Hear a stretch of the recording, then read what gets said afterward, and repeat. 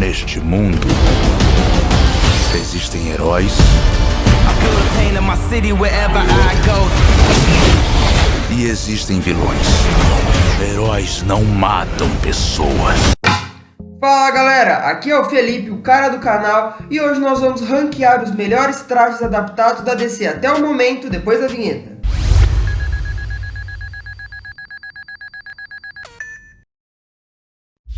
Há pouco mais de uma semana, a Warner/DC finalmente liberou o primeiro trailer de Adão Negro com um mito da Dwayne Johnson, o The Rock. E já nesse primeiro trailer nós temos a inserção de novos personagens nesse universo cinematográfico da DC que são relativamente desconhecidos do grande público, como o Esmaga-Átomo, o Gavião Negro e o meu favorito, o Senhor Destino. E logo de cara, os fãs da DC, assim como eu, ficaram maravilhados com a maneira como eles adaptaram os trajes clássicos dos membros da Sociedade da Justiça.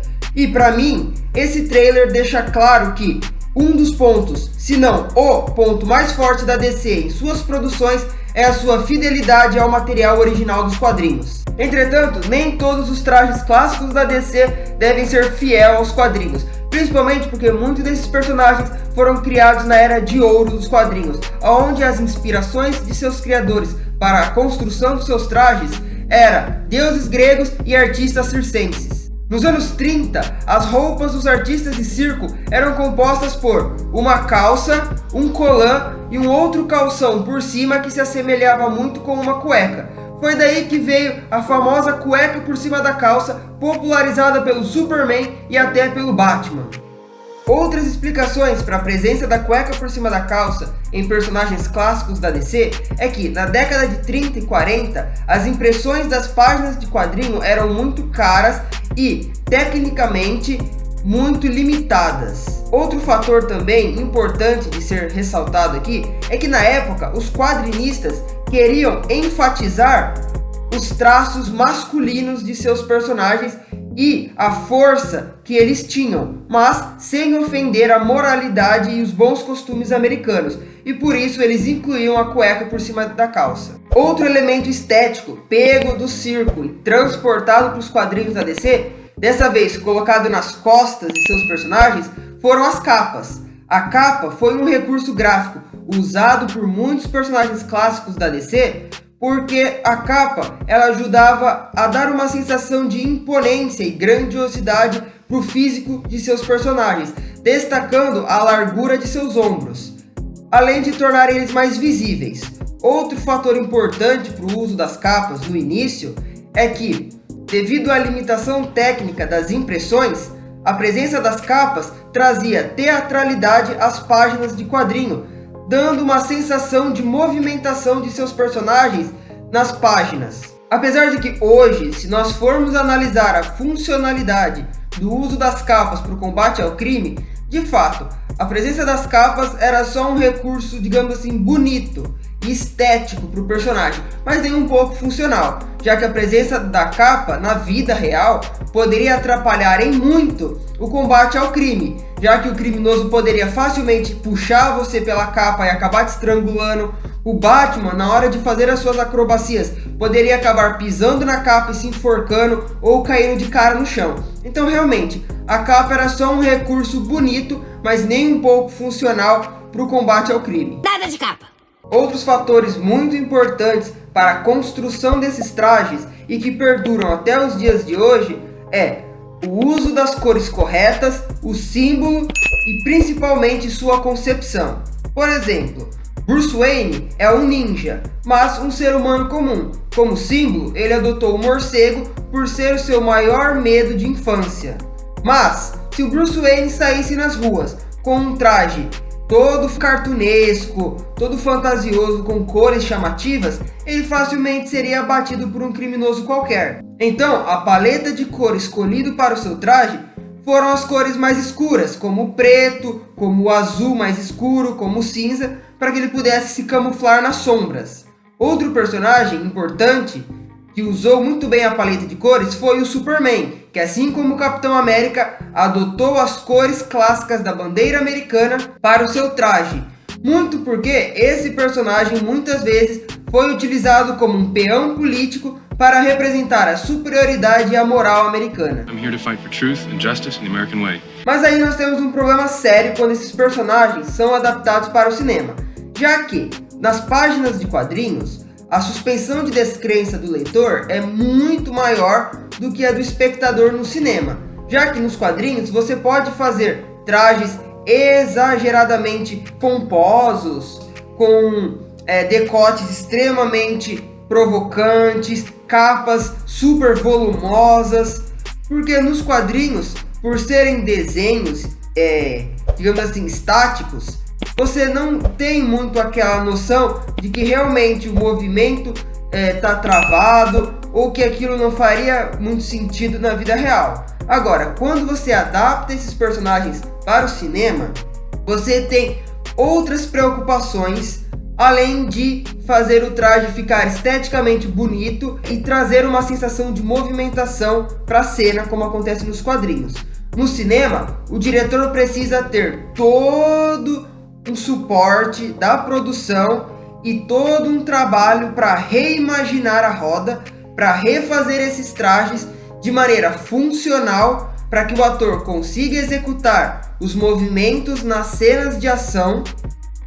A equipe de figurinistas precisa encontrar materiais que sejam bonitos, que consigam dar vida à visão do diretor, mas ao mesmo tempo que traga certo conforto para o ator, que vai passar meses usando esse traje. E o diretor precisa encontrar uma versão que condiza com a sua proposta, que faça sentido com a proposta do seu filme, mas sem perder alguns elementos importantes que vieram dos quadrinhos e que os fãs esperam ver nas adaptações.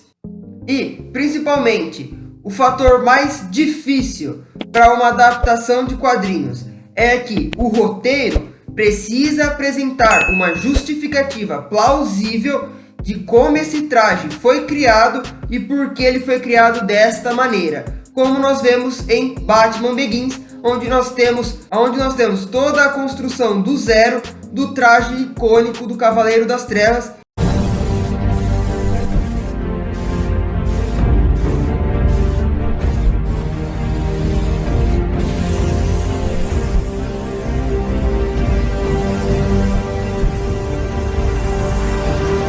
Para quem aí assistiu um dos meus últimos vídeos falando sobre as melhores cenas de luta da DC, link aqui na descrição, corre lá assistir caso você ainda não tenha visto. Muitos diretores sofreram em conseguir construir um traje que fosse esteticamente bonito e fiel aos quadrinhos e que ao mesmo tempo fosse funcional e permitisse ao ator ou o dublê executar boas coreografias de luta.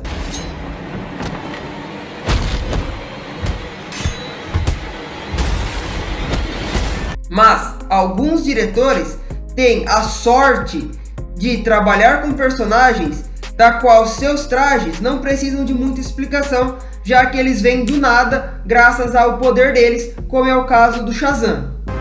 Diga meu nome.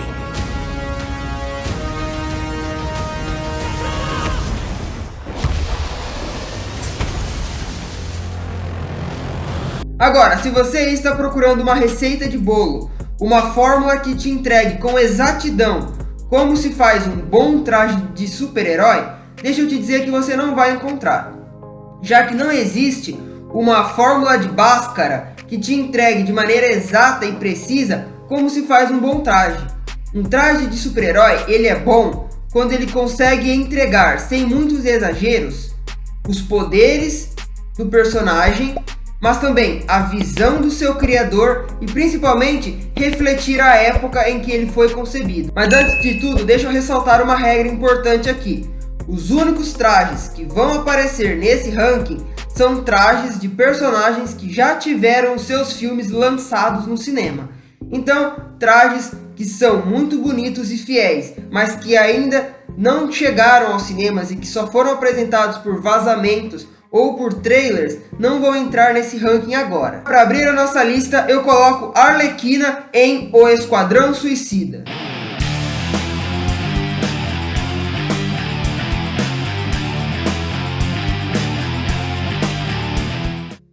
E sim, eu gosto muito do segundo traje que a Arlequina teve no segundo filme do Esquadrão Suicida, mesmo o do primeiro filme sendo mais erótico e mais, digamos assim, atrevido e maluco e que funcionava muito para a personagem, eu ainda prefiro esse novo traje que ela teve, que bebe muito dos jogos da franquia Arkham do Batman e que é interpretada por uma das melhores atrizes de Hollywood, que é a Margot Robbie. Agora, a próxima da nossa lista é Mulher Maravilha com seus dois trajes em Mulher Maravilha 1984.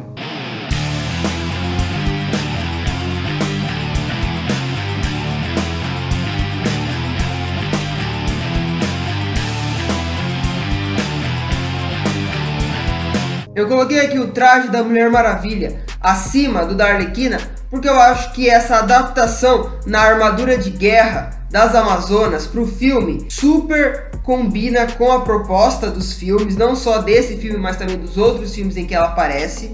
Eu adorei a Gal Gadot como Mulher Maravilha, eu acho que ela combina muito bem com a personagem, com o visual da personagem. Ele é extremamente fiel, extremamente funcional e condizente com o fato dela ser uma guerreira amazona. E também porque nesse filme nós temos a adaptação daquela armadura dourada e imponente com asas, feita pelo Alex Ross em Reino do Amanhã, que é uma das minhas HQs favoritas da DC. Acima da Mulher Maravilha eu coloco o traje do Aquaman no filme solo dele, Aquaman. But what could be greater than a king? A hero. Pra mim, o traje do Aquaman ele é superior a esses dois, porque o Aquaman sempre foi um personagem extremamente ridicularizado pelo grande público. E que ele nunca teve, digamos assim, um traje muito bonito. Era um colã amarelo ou laranja com uma calça verde e um tridente amarelo. Mas aí veio o diretor Zack Snyder e o ator Jason Momoa e eles reinventaram o personagem. E hoje, o Aquaman do Jason Momoa com certeza é um dos melhores personagens que a DC tem no cinema. E o diretor James Wan conseguiu transportar o traje clássico e meio ridículo dos quadrinhos de uma maneira brilhante e extremamente funcional e condizente com a proposta do filme. I'm no leader. I'm not a king.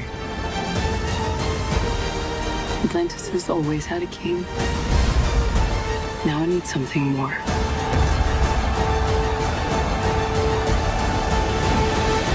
Agora, o próximo traje que está acima de todos esses, com certeza eu não poderia colocar nenhum outro personagem acima, senão o Superman de roupa preta em Liga da Justiça de Zack Snyder.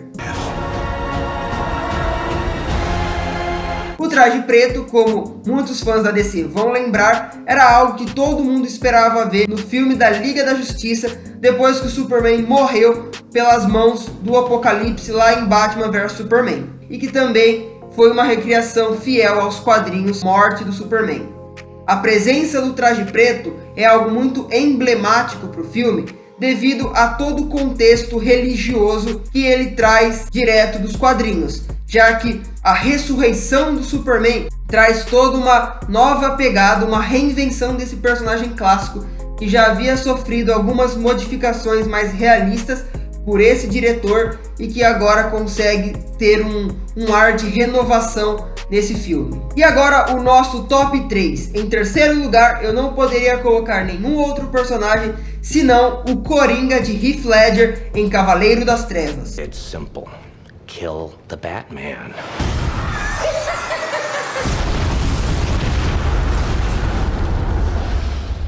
Here's my card. Toda essa visão anarquista, caótica, sombria e psicologicamente abalada, repleto de cicatrizes e insanidade, a loucura pela loucura, refletida na sua maquiagem, na sua caracterização, idealizada pelo próprio ator Heath Ledger, foi algo brilhante. Name, no other alias. Clothing is custom. Nothing in his pockets but knives and lint. Evening, Commissioner. Why so serious? Agora, em segundo lugar, eu coloco aqui o traje blindado do Batman em The Batman. Muitas vezes nós tínhamos um Batman que precisava correr das balas e se esconder nas sombras para conseguir pegar os inimigos desprevenidos. Enquanto em The Batman nós temos um Batman blindado, todo protegido, com uma armadura praticamente impenetrável, cara metralhando e o Batman ali andando com a maior tranquilidade do mundo, parando tiro no peito. Extremamente realista e mais convincente do que o do próprio Christopher Nolan, que já queria fazer uma pegada mais militar para justificar a funcionalidade do traje. Então The Batman para mim é o segundo melhor traje que a DC já teve até o momento, mas ele fica atrás de um único traje. Para mim, o melhor traje de super-herói que a DC já teve nos cinemas até o momento, e também o traje mais fiel que o Cavaleiro das Trevas já teve. Batman em Batman vs Superman. Eu não estou falando só do traje, digamos assim, casual do Batman, mas também a armadura metálica que o Batman usa para enfrentar o Superman.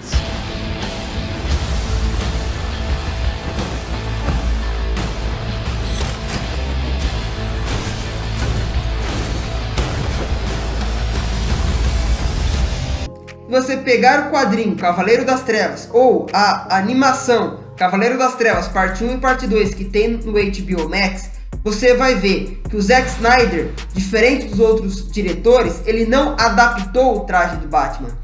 Ele deu vida ao traje do Batman. Ele pegou as páginas de quadrinho e transportou com exatidão o traje do Cavaleiro das Trevas e a armadura de combate do Cavaleiro das Trevas. E nenhum outro diretor conseguiu ser tão fiel a um traje de quadrinhos quanto o Zack Snyder foi em Batman vs Superman.